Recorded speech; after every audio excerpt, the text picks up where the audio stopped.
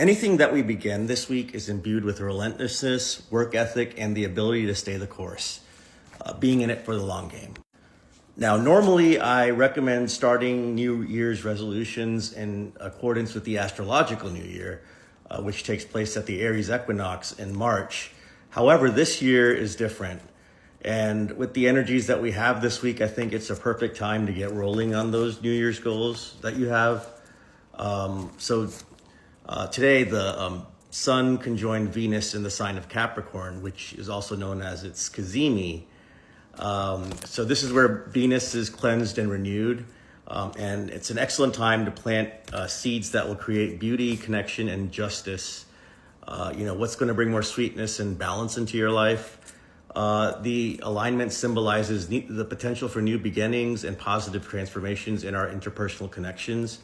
We're crystallizing the lessons we recently learned through our focus on harmonizing and cooperating. And this newfound wisdom invigorates our relationships. We're reawakened to the beauty of life around us, and a surge of new energy revitalizes our close relationships. The desire to strike a balance in our relationships or environment is a powerful motivator now. And the thing about this cycle is the last time they conjoined was in March 22nd, 2025 at 2 degrees Aries. And then today they conjoined at 16 degrees Capricorn. So reflect on like the last 9 months, the cycle that began in the brilliant realm of the ego and conquest now ends in the depths of the earth, having accessed unprecedented depths over the past 9 months. So, the things that started 9 months ago, they may have gained substance, gravitas, and weight. What started as a, bravado display now carries genuine meaning and, crucially, duration. Now we start this new synodic cycle with Capricorn, which is the exaltation of Mars. So the next conjunction between Venus and Sun will be at 0 degrees Scorpio on October 23rd, 2026. So we're headed for an emotional reunion, a mutual tunneling towards the other that will remain in the depths and commune silently in the darkness. So our goal during this upcoming cycle will be to acknowledge the difficult material and fully engage with it, using it as fuel for unification with our counterpart. So the thing about these 3 cycles, the one that ended, the one that just began, and the one which we are developing towards, is they're all, the common thread is the malefics. This means that the relationship is filtered through struggle and separation in these years, whether carried as past wounds to be healed or as current realities to integrate. So if you have planets near 16 Capricorn, you're gonna be feeling this more so. But the part of Capricorn in your chart in general is going to get a new, potent, powerful beginning with Venus. So that's something to keep in mind. And Capricorn is about commitment and long-term goals. So kind of think of it like Venus and Capricorn as an architect. Like, what is the beauty of the shape of this thing? It's about seeding and remembering that you are the architect of beauty in your own life. How do we center? How do we be the architects of beauty, relationships, of connection in our life and in our world? Like, how do we be the architects of justice? On Wednesday, January 7th, Venus and Mars conjoin. So yesterday was Venus-Sun, and then today is Venus-Mars. And they're also meeting in the sign of Capricorn, heightening our feelings, which can be like passionate and feel pressing now. So this transit generates a warm, expressive, and lively energy. Venus is diplomat, gentle, romantic, and sensitive, while Mars is more direct, sexual, and assertive. On the one hand, Venus can soften the aggressiveness of Mars, and on the other hand, Mars can bring impatience or force to the romantic impulses of Venus. So it's likely to be a pleasurably challenging energy, but keep in mind that it can be disruptive. And we can be quite impulsive with our relationships, pleasure, money, or material goods, but we can also bring more creativity to our work or business. These transits boost our ability to solve interpersonal problems and are strong for getting along with others. It can feel terrific to put our faith in someone or something now, and we're inclined to see the spiritual dimensions or imaginative elements of our pursuits because also today the Sun, Mars, and Venus form quintiles with Neptune, which is 72 degrees.